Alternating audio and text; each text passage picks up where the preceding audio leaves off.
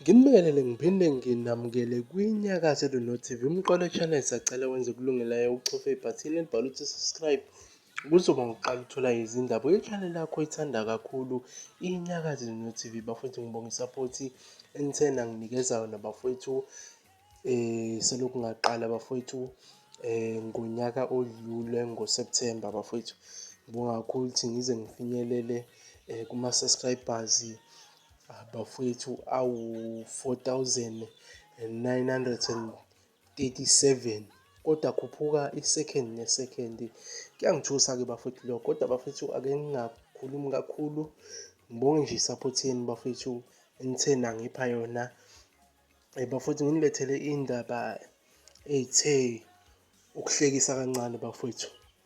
Ngeke ukholwe lapha ephejini lika-Facebook lika-Ukhuzani ukuthi Ukhuzani ubhale i-post yokuthi uthe Ukhuzani mfwampunguse noma ungavala song Jumbo featuring Ukhuzani iphume mhla ka-13 kuSeptember 2024. Yahanjiswa kuyo yonke imisakazo kodwa akukaze idlalwe.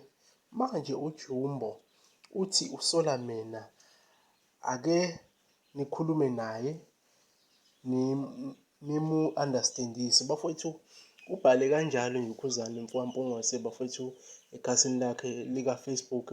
After 2 days later nami ngiyibone late le post, kodwa ngithe ake niyibuke bafowethu, nibuke-ke naye-ke uJumbo khona la ekhasini lakhe naye khona la uJumbo uphendulile lapha kuma-comment section akhe Ukhuzani. Ake ngiyilethe i-picture niyibone, ngikhombise. Nanso-ke bafowethu, ake siqale sifunde i-comment yokuqala ithi linda umhla ka-31 Jumbo. Asayithi uJumbo-ke bafowethu nakhu la uJumbo kuze kwa-like abantu abo-3,300.